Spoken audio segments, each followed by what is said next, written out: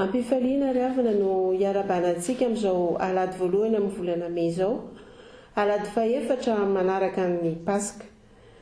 Nisaotra ny Tompo isika nampidiriny tamin'ity volana vaovao ity, izay ibanjinantsika eto amin'ny sahany FJKM aloha hevitra vaovao manao hoe mampiorina ny mino ny herin'ny fanahy masina. Fahasoavana lehibe avy amin'ny tompontsika ry havana raha toa isika ka mbola afaka miompo amampana amin'ny alalan'izao fiomboanam-bavaka izao, ka afaka hidera sy hankalaza ny anarany ary hisaotra azy. Anatin'izao vaninandro mabe ayasy tebiteby izao dia andeha isika hanavao indray ny fitokitsika an'Andriamanitra ary hijoro vavolombelona fa izay rehetra manana ny Tompo dia mifaly ao aminy satria no ahafahany tamin'ny fahafatesana. Koa andeha homantsika ny Salamo 4:40, Salamo 4:40, andininy 5 hatramin'ny 1:20. Enditsika hanavaozana ny fitokitsika an'Andriamanitra izany ary hanandratana ny voninahitra sy ny dera ho azy. Ho aminareo are ny fahasoavana sy ny fiadanana avy amin'ilay ankehitriny sy taloha ary ho avy, ary avy amin'ny fanahy 7 izay eo anoloan'ny seza fiandrianany. Amen. Raha hideran'ny Tompo isika amin'ny alalan'ny Salamo. Amin'ny anaran'ny Tompo. Jehova no anjara lovako sy kapokako, ianao no mampaharitra ny anjarako. Ny voafaritra ho anjarako dia eo amin'ny tany mahafinaritra. Eny, manandova tsara aho.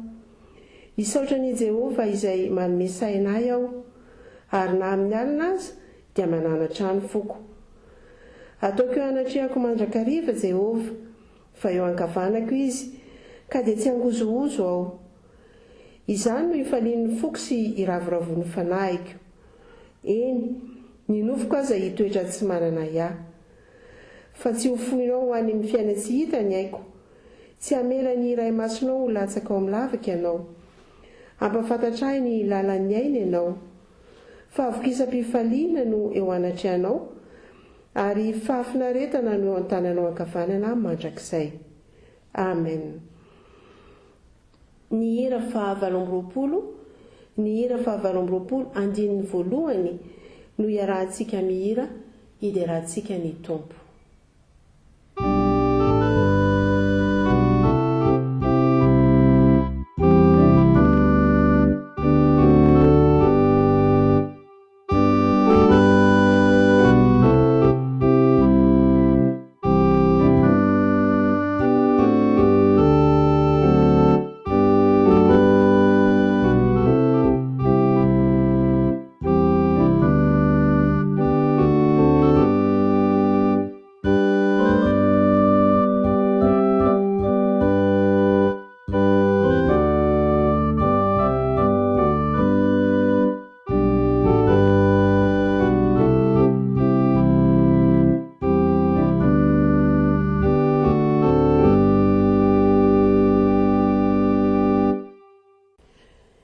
Ivavaka isika.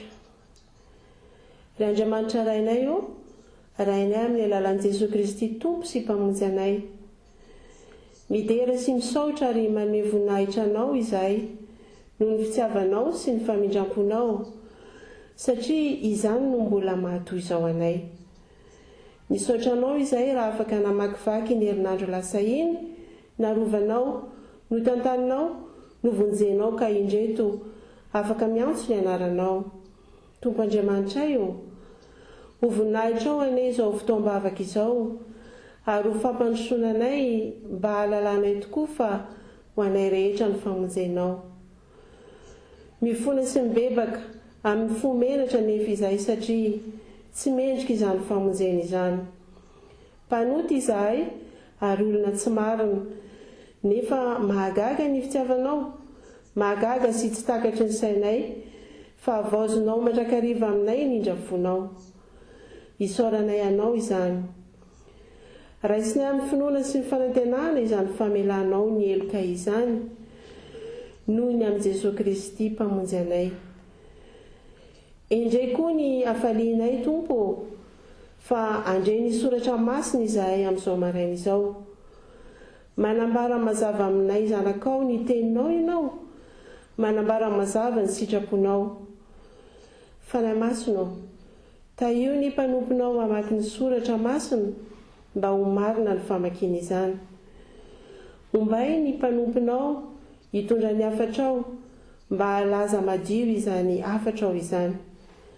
Aoka koa ianao fanahy masina, hiasa amin'ny tsirairay, hanokatra ny fonay, ny sainay, ahatakarana ny sitraponao, ary indrindra omeo anay ny fahavononana hitandrina ny teninao ho fahasambaranay sy ho vonina hitrao. Izany no vavaka ataonay amin'ny anaran'i Jesosy Kristy. Amen. Ny soratra masina hovakiana amintsika anio ry havana dia arak'izay hita ao amin'ny fanekena taloha. Fanekena taloha, bokin'ny Deutéronomie. Deutéronomie, toko 4:30, andininy 15 ka hatramin'ny 17. Amin'ny anaran'ny Tompo.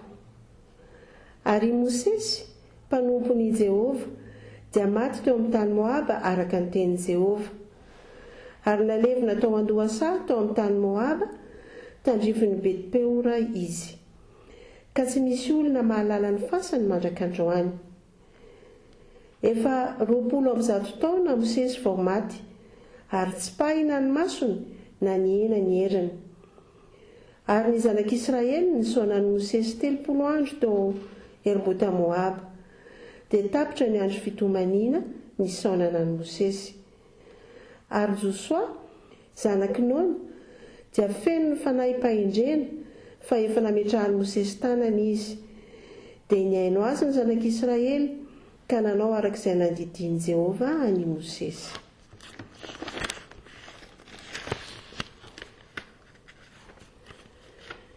Ho tohizantsika ny fivakin'ny soratra masina ao amin'ny fanekena vaovao. Fanekena vaovao, epistily 2 ho an'ny Korintianina. Korintianina 2, toko 3, andininy 1 ka hatramin'ny 9. Moa midera tena indray va izahay?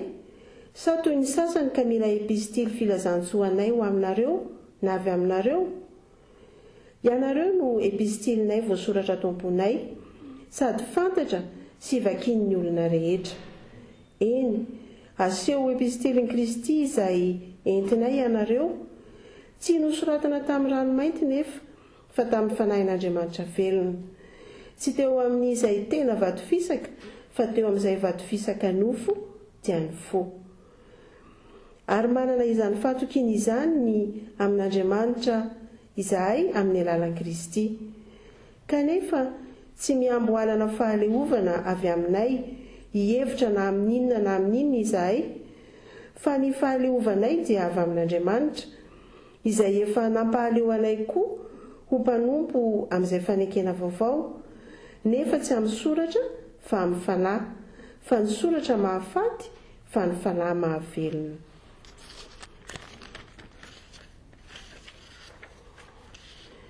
Ny amaranantsika ny fivakin'ny soratra masina dia izay hita ao amin'ny filazantsara araka Matio. Matio, toko 10, andininy 19 ka hatramin'ny 20. Indro izao maniraka anareo ho tahaka ny ondry ao ampovoan'ny ambojia, koendre tahaka ny menarana, ary mora tahaka ny voromailala. Ary mitandremy anareo noho ny amin'ny olona, fa atolony ho amin'ny siniodiona sy ho kapohiny ao amin'ny sinagoga ny anareo. Ho entiny eo anatrehan'ny mpanapaka sy ny mpanjaka anareo noho ny amiko, ho vavolombelona aminy sy amin'ny jentilisa. Fa raha manolotra anareo izy, dia aza manany amin'izay fomba hitenenanareo na izay holazainareo, fa omena anareo amin'izany ora izany izay holazainareo, fa tsy anareo no miteny, fa ny fanahy indrainareo no miteny ao anatinareo. Ray masino, manamasinanay amin'ny fahamarinana, ny teninao ny fahamarinana. Amen. Mialoha ny iainontsika ny mpanompon'Andriamanitra izay hitondra ny afatra dia ho ataontsika ny hira fa 7:7 fa 7:7 ny andinin'ny faharoa.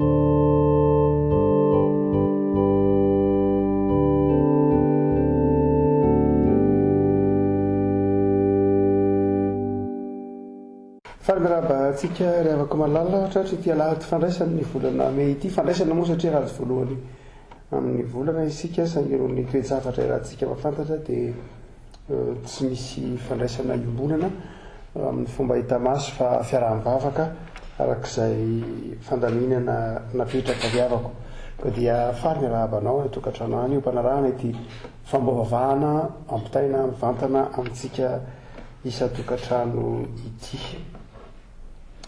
Ny soatra masina nakilina antoroteny afaka malala dia arak'izay valahatra araky ny perikopa teo ihany ny Matio toko 10 ny andiny 9:20 Matio toko 10 andiny 9:20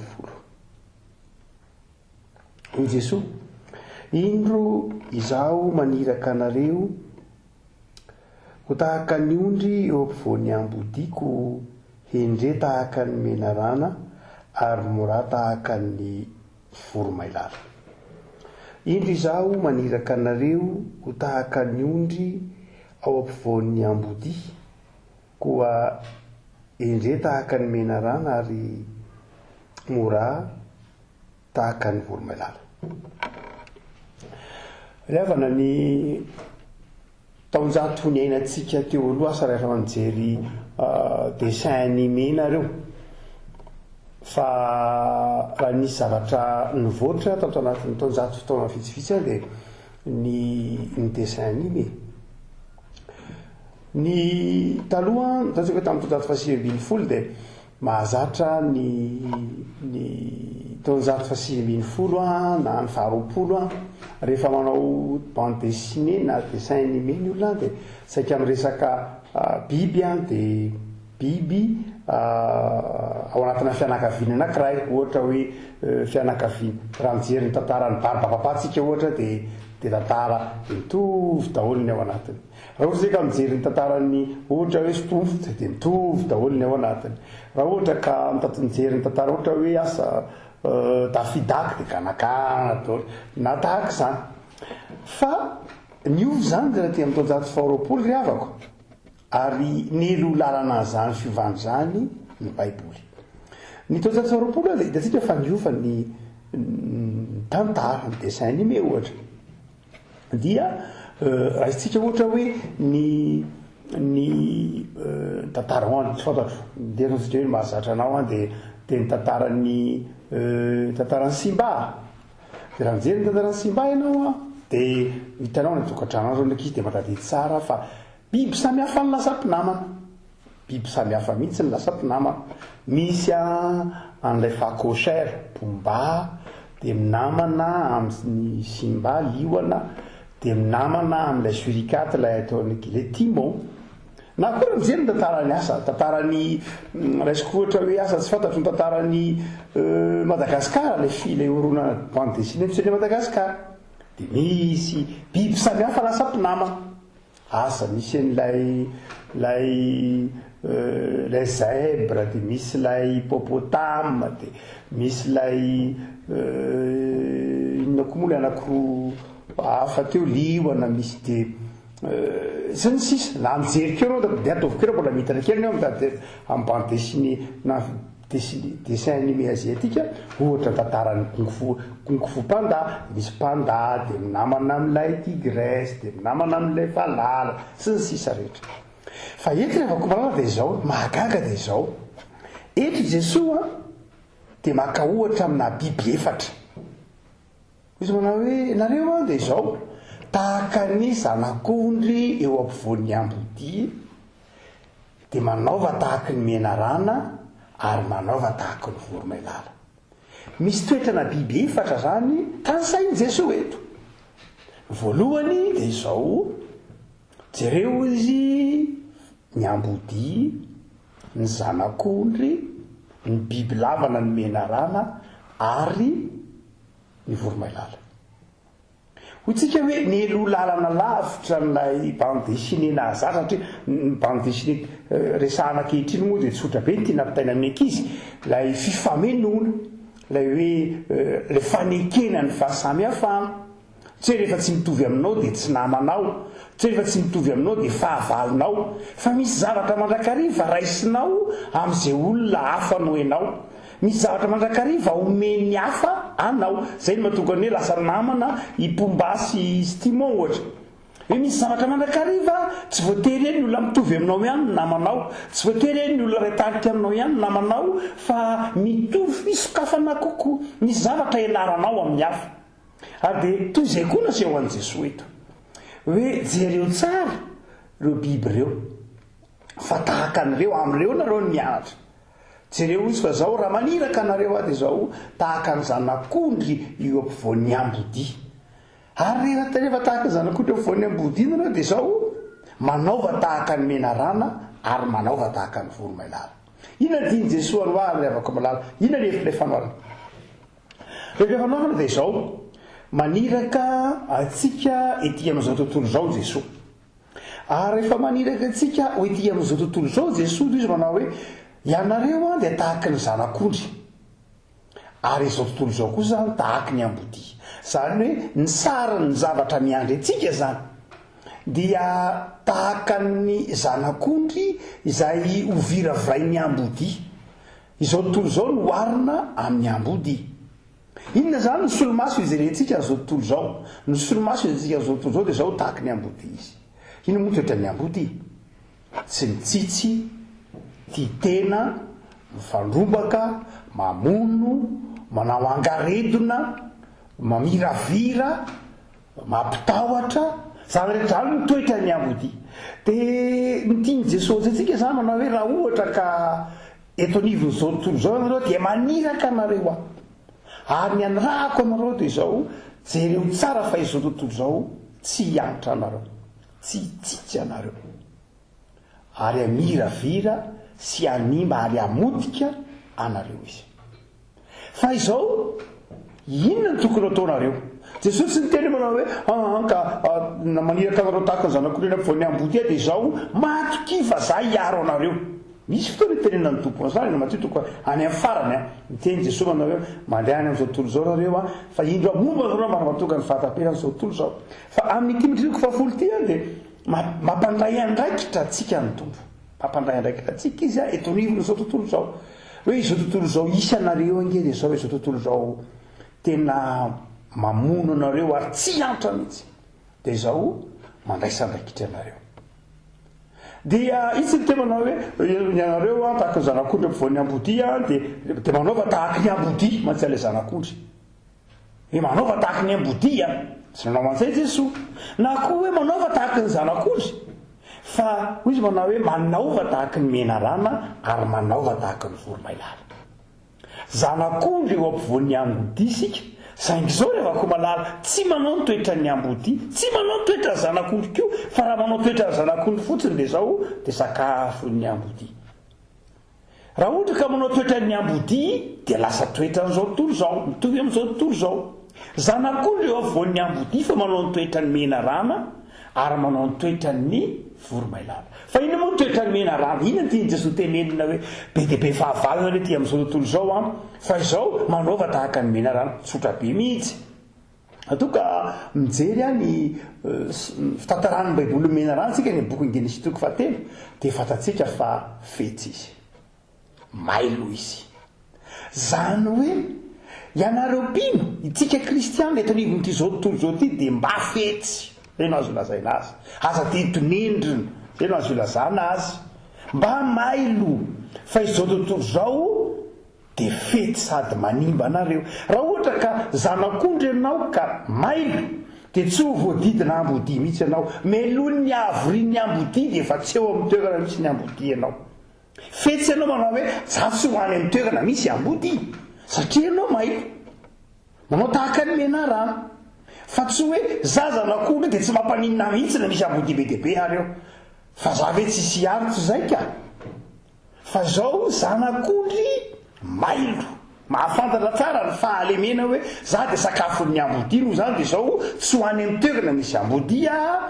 na koa rehefa tazako ny ambodi anankiray de mifindra toerany na rehefa tazako ny ambodi de zao mandositra mba tsy ho ofovony ny ambodi afako malala toetra zany zay tiany tompo ao zaysika de ny hoe kristianina mailo mitandrina eto amin'ity zao tontolo zao ty tsy hoe tsy miaro antsika Andriamanitra tsy zay loatra mazava tsara ny tenin'i Jesoa hoe mazava tsara ny baiboly manontolo fa miaro antsika Andriamanitra mazava io hitatsika fa vao manomboka hatrany bokyny Genesis fa raha tokany bokyny Apokalypsy de zay Andriamanitra miaro ny Andriamanitra tsika fa zao kosa Andriamanitra mampandray andraikitra tsika Andriamanitra mampitandrina tsika Andriamanitra mitona antsika tsy akafanay an'Andriamanitra fa Andriamanitra mampitandrina antsika manao hoe mba mailo mba mitandrina eto amin'ity zao tontolo zao zay fetsy sy manimba ity ohatra ka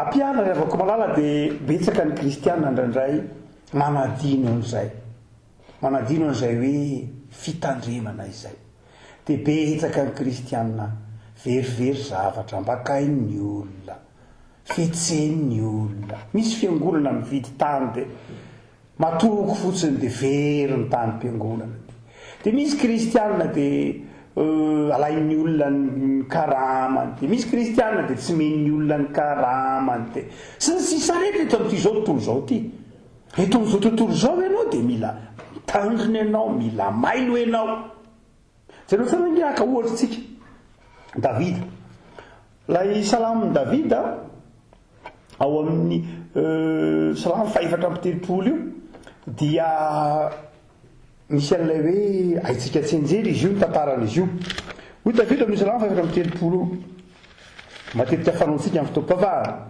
isaotra ny Jehovah lalandava ary eo ambavako mandrakariva ny fiderana azy Jehovah ny releny fanahiko are zany ny mpandefitra ka hifaly de ery ambany ery misy manao hoe ity olo-maso ty niantroka ny ainy Jehovah andramika izaho fa tsara Jehovah na de liona tanora za tsy ampanina fanona fa izay mitady an'i Jehovah kosa tsy honjava-tsoko io salamo faefatra amby telopolo de salamo zay nataon'ny Davida vokatry ny fitrangan-javatra tamin'ny zava-nitranga tamin'ny Samuela voalohany toko fanaky amby roapolo andimy faefatra ambin'ny folo teo Davida nanao mena rano na ny maribanako kokoa nakatahaka ny toetra ny mena rano na tonga ny salamo io zao no nitranga tratra ny fahavaliny Davida nandositra ny Saoly dia rehefa nandositra ny Saoly izy de tonga tany amin'ny mpanjakany Gata de tratra ny mpanjakany Gata izy teo mpanjakany Gata tsy ity ve le olona niobin'ny olona manao hoe Saoly nafaty arivo Davida nafaty an'alina tratrako eto izy hoy mpanjakany Gata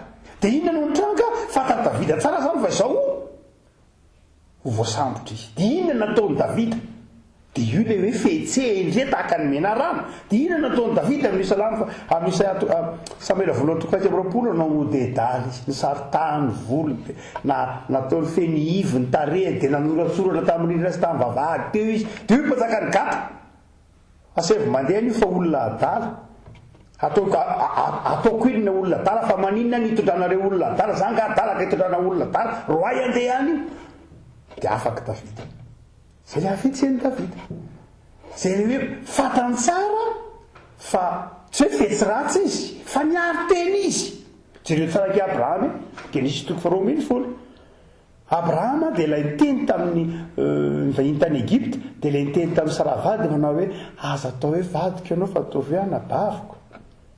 Tsy mandainga akory ny zava-dehibe tsy izay. Misaotra masina dia fatatsika fa tsy mampisy antsika andainga, tsy misaotra masina mihitsy mampisinao andainga. Fa ny tiana tenenina hoe mila mitandrina ny tenanao ianao eto amin'izao tontolo izao. Tsy mandainga loatra ny zava-dehibe fa ny fahatsapanao hoe mila miambina ianao, mila mitandrina ianao, mila mailo ianao tsy io ihany a. Zay sorosôly aty amin'ny Paoly apôstôly aty amin'ny bokin'ny asan'ny apôstôly nampidinina tamin'ny sobika. Fihetsiky ny menarana nge zany afy mailo nge zany impiro moa misaotra mason'io ny tsy misy an'izany. Jesosy tsara Jesosy nametrahana fanontaniana manao hoe ono a mety ve ny mandohetra ho an'ny Kaisara sa tsy fandrika nge zany. Mety ve ny mandohetra an'ny Kaisara satria raha miteny Jesosy manao hoe mety dia ozy izy ny olona manao hoe presque kobakoba mpanjana tany izy. Raha miteny hoe tsy mety dia samborin'ny mpanjana tany manao hoe enao zany manohitra fanjakana. Dia Jesosy manao hoe aloavo amin'ny Kaisara zay an'ny Kaisara dia an'Andriamanitra zay an'Andriamanitra. Zay le hoe mailo impirony Jesosy tsy ho fandriana. Nametrahana fanontaniana hoe fa efa navaizana ho anaovanao zao fahagagana zao tontolo izao. Impiry Jesosy tsy ny fandriana. Zay mahatonga ny tompony teny hoe mba mailo ry kristianina, mba mitandrina ry kristianina. Raha misy kristianina mandeha miambina dia zao misy be dehibe no mitarena manao hoe amin'ilay fotoana tamin'ilay fotoana tao am-piangonana iny izay nanao rakitra tany ananina, nisy fotoana ohatr'izao tany Manjo dia zao very mipoketra anay tamin'ilay fotoana ohatran'izao. Afaka malava eto amin'izao tontolo izao ianao dia mila miambina ianao, mila miambina sy mila mitandrina. Fa eto amin'izao tontolo izao fetsy izao tontolo izao te hanimba ny fiainanao, te hanara-barakanao, te hamandrika anao, te haka izay manikelezanao ainy, te haka izay sasaranao satria ianao irahiny en mission. Zany hoe ianao dia zao tsy hoe olona mipetra-potsiny ianao fa hiady nge, hiady amin'ny fahavalo, hiady amin'ny satana. Noho izany dia zao zany kristianina miatrika fahavalo zany mailo zany mierikerika manahoana moa zany atany fehidiny zany fa tsy matoritory. Noho izany dia afaka malala dia taon'ny tompony mpino eto amin'ity zao tontolo zao fantalovany ity hiambina tsara mailo. Sanatria io tsy eto varim-bariana na donendrinendrina na tsy mampiasa saina. Fa ny faharoa dia zao Jesosy tsy izay ihany keo nefany fa aoka kosa ianareo zanak'ondry eo afovoan'ny ambodi fa izao mba tsotra tahaka ny voromailala. Tsotra tahaka ny voromailala. Inona tsotra tahaka ny voromailala? Zara tsara fa ilay menarana dia sarin'ny fanaraha, sarin'ny devoly amin'ny Genesis 3:7. Fa ny voromailala kosa dia sarin'ny fahatsoran'ny fanahy masina. Dia hoy Jesosy mba tsotra, mba tsotra. Ny fahatsorana dia tena zava-dehibe, malemy fanahy. Be dehibe no eto amin'izao tontolo izao zany dia zao be dehibe ny olona izay manadiny ny fahalemem-panahy. Fa raha ato anatin'ity izao tontolo izao feno fahalovana sy masika sy tsy mitsitsy ity dia izao ny toetra tokony ho anana ny mpino dia izao ny fahalemem-panahy. Raha ohatra ka tsy manana fahalemem-panahy sika dia izao mety lanin'ny ambodiny namantsika. Raha ohatra ka tsy manana fahalemem-panahy sy fahatsorana sika dia izao ny mpiarabelona amintsika ny mety lanin'ny ambodi. Zany hoe manana fahalemem-panahy ianao mba mahatonga ny namanao tsy ho lanin'ny ambodi, tsy ho sakafony ambodi. Raha mitandrina tahaka ny menarana anao dia izao voarinao ny tenanao. Fa raha tsotra tahaka ny voromailala anao dia miaro ny namanao, miaro ny namanao tsy ho rembony ny ambodi. Azay fahatsorana zay dia zay le fisokafana, zay le fisokafana amin'ny hafa. Afaka malala inona no mitranga. Ny mitranga dia izao indraindray ny kristianina toetra ny ambodi fotsiny no hiteny aminy. Indraindray ny kristianina dia tena toetra ny ambodi fotsiny no hiteny aminy. Kristianina fetsy. Ary rehefa fetsy loatra indray le kristianina mitonona ho kristianina isak izao dia toetra ny menarana fotsiny eny aminy. Dia kristianina toetra ny menarana fotsiny eny aminy. Fetsy izy. Dia izao ary rehefa fetsindray rehefa maily loatra de lasa tsy mahatoky olona, rehefa maily loatra de lasa tsy mahay mifandray aman'olona satria tahaky ny mena rana, maily loatra, mitandrina loatra de manjary tsy misokatra amin'ny hafa ary manjary tsy sambatra, manjary manompo ny tena ka matahotra sy miororo amin'izao tontolo izao, de manjary melony ny voahana an-trano de na de tsisy ambodia de efa mieritreritra ambodia. Sao de misy ambodia ny ampiangonana, sao de misy ambodia ny an-dalana, sao de misy ambodia ny an-dakozia, sao de misy ambodia ny amin'ny arabe, sao de misy ambodia ny anaty bus, de zao manjary tsy sambatra izy. Ary misy kristianina zay ny ao an-tsainy mandrakariva de manjary mitoetra ny mena rano. Fa ny faharoa de zao misy koa kristianina de zao ndray tena mora be de zao toetra ny voromailala, de toetra de mampalahelo mihitsy satria de zao voambaka ary de alain'ny olona ny ary de fetsen'ny olona ary de mampalahelo ary de mijaly ny ankonana de mijaly ny mpiarabely satria tsy mailo. Le afaka malala hoy Jesosy eto, za maniraka anareo ho tahaka ny ondry na ny zanak'ondry eo ampovoany ny ambodia, koa indre tahaka ny menarana ary mora tahaka ny voromailala. Inona zany midika zany ry afaka malala? Dika zany de zao ry havako, nitoetratsika isan'andro zany de zao tsarany io fa sady ao anatintsika ny toetra makatahaka endry mailo tahaka ny menarana nefa koa ao anatintsika ny toetra tsotra tahaka ny voromailala. De eo ny ilana fahendrena. Kristianina spilo mahay mandanjalanja tsara ny toetra feno fahendrena, ny toetra mailo, ny toetra mitandrina mba tsy ho rembony ny ambodia, nefa etsikoa ao anaty ihany koa ny toetra malemy fanahy tsotra tahaka ny voromailala. Ndao raha mpianana avako malala, ahoana no ataotsika raha takatritsika zany? Takatritsika tsara fa izao tontolo zao de ambodia. Ny toetra tokony ho ananako no ananany pilo manoloana izany zavatra izany dia izy amin'ny lafiny ilany mitandrina sy mailo tsara, ary amin'ny lafiny ilany tsotra sy mahay mifandray amanodidina azy. Ahoana no ananana an'izay toetra izay? Dia tsotra ry havako malala anankiroa.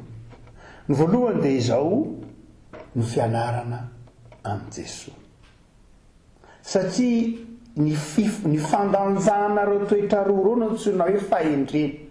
Tsy mora ny mandanjany hoe inona ny tokony ho toetrako eto, manoloana ny ty olona tonga eto amiko ty, manoloana ny fanapaha-kevitra tokony ho raisiko, inona tokony ho tsotra ve aho sa tokony ho mailo ve aho? Tsy mora manatrika zany ry havako malala, tsy mora zany ady isan'andro any ampiasana, ady isan'andro amin'ny fiarahamonina. Ndraindray ianao mety misalasala asa misy tahiri-kevitra eo anoloanao sy ny avina, misy fanarahana atao de mila fahendrena.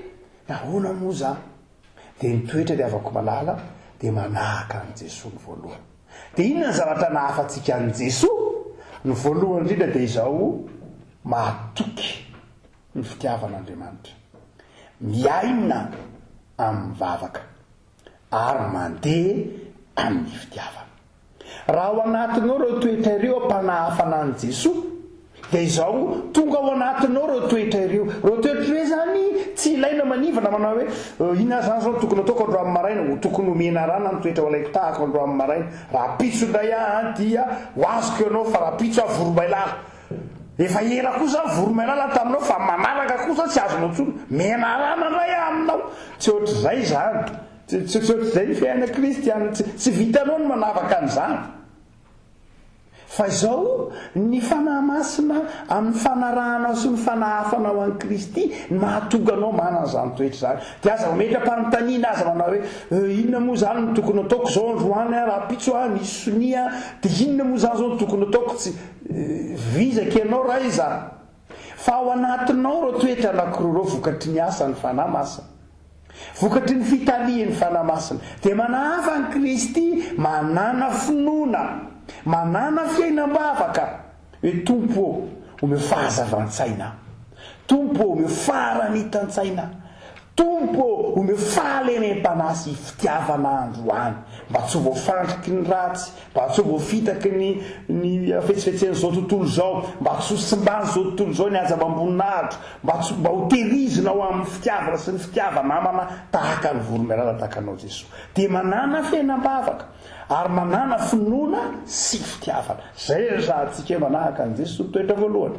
Fa ny toetra faharoa mahatokanao manana reo toetra ireo dia izao ny famakina ny soratra masina, ny famakina ny soratra masina sy fitiainana ny soratra masina. Rehefa mamantatra tsara ny soratra masina ianao dia ny soratra masina mampianatra zavatra be dehibe. Rehetrasantsika teo zao tantaran'i Abrahama, tantaran'i Paoly, tantaran'i Davida, tantaran'i Mosesy, tantaran'i Josoa sy Kaleba. Zany rehetra dia mampianatra anao, mahatonga anao manana faharanita-tsaina ka mahatonga anao afaka mitondra tena tsara. Hotsika manao hoe eo ny fanahafana ny tompo amin'ny finoana sy mivavaka ary amin'ny fitiavana. Fa ny zavatra faharoa lehibe dia zao ity baiboly ity. Ity baiboly ity dia fitaovana mahatonga anao hoendry tahaka ny menarana. Ity baiboly ity dia fitaovana mahatonga anao anana fahatsoram-piainana sy fahalemem-pana tahaka ny voromailala. Fotoana sarotra lalaovantsika zao rehefa afaka malala ao anatin'ny varanaretina dia isan'ny fahendrena ny fitandremana ara-pahasalamana. Raha iso izao tontolo zao io dia feno varanaretina. Dia tsy tokony nisy kristianina za manao hoe za tsy hanao masoka fa Andriamanitra ve tsy hiaro aho. Dia tokony nisy kristianina za manao hoe za tsy hitanana fahasalamako fa ny tompo ve tsy hiaro aho. Eny tokoa tena miaro anao ny tompo, eny mamindra fo izy, miaro izy ka mazava ho azy tsy mandainga izy. Fa izao tena mampianatra anao endriko ny tompo sy mampianatra anao hitandrina ny tompo. Ny tompo tsy azo alaina fanahy, tsy azo alaina fanahy ao moa tompo hitako raha ohatra ka tena raha tena mitahamarina ianao dia za tsy hanao masika tompo. Tsy atao an'izany Andriamanitra, tsy atao an'izany izy anaka, tsy toetra zany.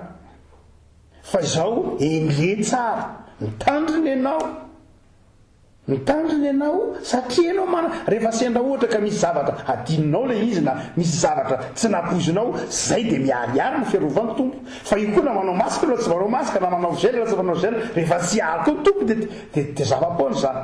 Fa izao tena mampandray andraikitra anao mihitsy ny tompo. Ny tompo tsy olona tsy akasitrahan'ny tompo ny kitoto, ny fanaovana tsirampina, ny fanaovana tsinitsinina ny fahasalamana, fanaovana tsinitsinina ny tempolin'Andriamanitra.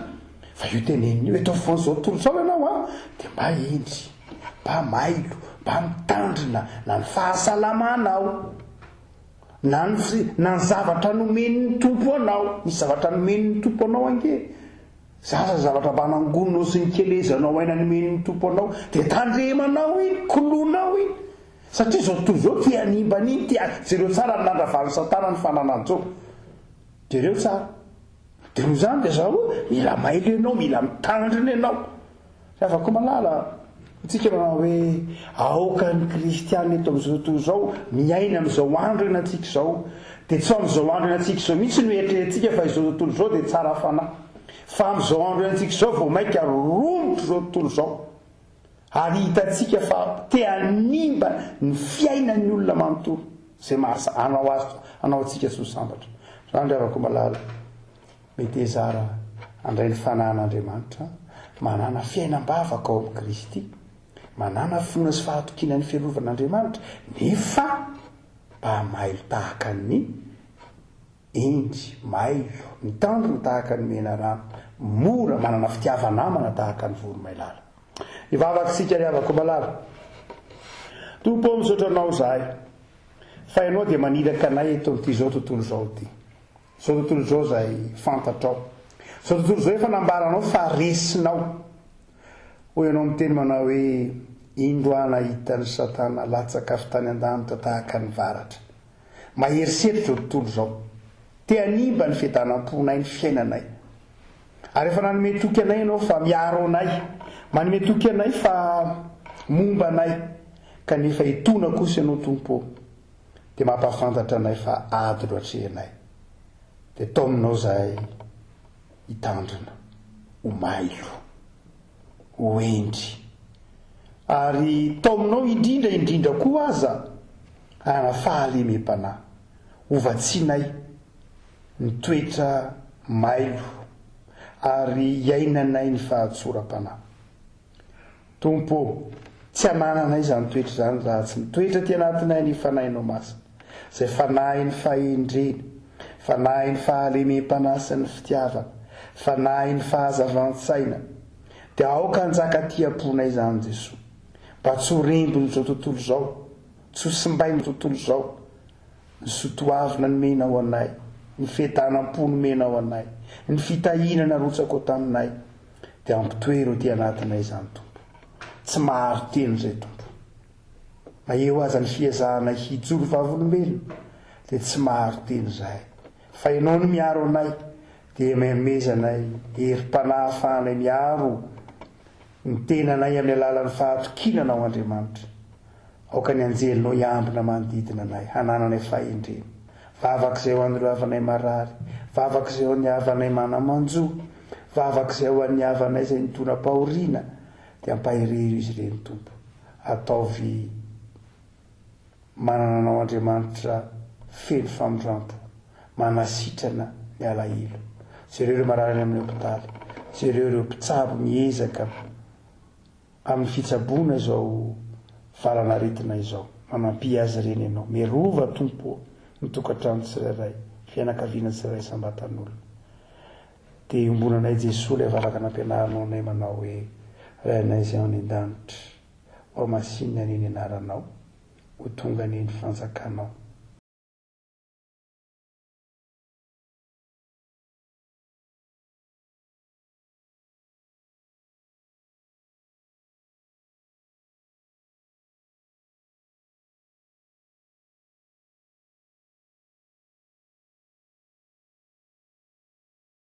Amen. Melohany hamaranana ny fotoana ry havako dia naray taratasy filazana manjo tsika fiangonana. Tahaka ny ampalelovina nefa faly mandrakariva, tahaka ny malahelo nefa mampanankarena ny maro, tahaka ny tsy manana dia kely akory aza nefa manana zavatra rehetra. Korintana faharoa faina dia ny 10. Isaoran'Andriamanitra nanome anay ny malalanay Rambinitsoa Andrianary Jaona, mpiandry sy lorona eto amin'ny fitandremana Ambotantely, izay nodimandry ny alakamisy 7 aprily rehefa nivahiny 27 taona teto tany. Hoy ny vadiny Rambinitsoa bebe Janine, ny rafozany Rasely Arso Selmine, ny zanany Rambinitsoa Ansilandy, Rambinitsoa Lova Malala Sotojo, Rambinitsoa Ariana Radina, ny zafikely ny Retapo aminy sy ny fianakaviana manontolo. Ny fadevenana dia efa vita ny zoma 3 aprily teo zany, tetsy amin'ny fasandrazana tetsy ampamitokana amin'ny fiakaramasina. Dia mivavaka ho an'ny fianakaviana, ho an'ny vadiny sika, ary matsiaro mivavaka ny ankohona izany mpanompon'Andriamanitra mpiara-miasantsika eto anivon'ny fiangonana izany. Farany misy rakim-pisaorana avy amin'ny zanantsika avy any ampitan-dranomasina.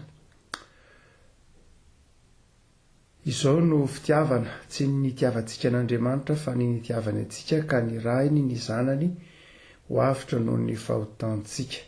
Jaona 2:4 Jaona 1 io. Rakim-pisaorana vola 7,500 sy R1 sy 3 hetsy ariary. Tolotra ny fiangonana ny 7,500 sy R1 sy R1 sy 3 hetsy ariary, ary atolotra ny mpitandrina kosa ny 2 hetsy ariary. Dia mirary fifaliana sy fihetanam-po, fahasoavana ho an'zanantsika natsiaro fifaliana manokana izany, ary manao rakim-pisaorana sy mizara fifaliana amintsika fiangonana. Ny hira fanampy ny fahatelo, hira fanampy ny fahatelo andiny faharoa ry havako no ataontsika ao aorianan'izay ny tsodrano.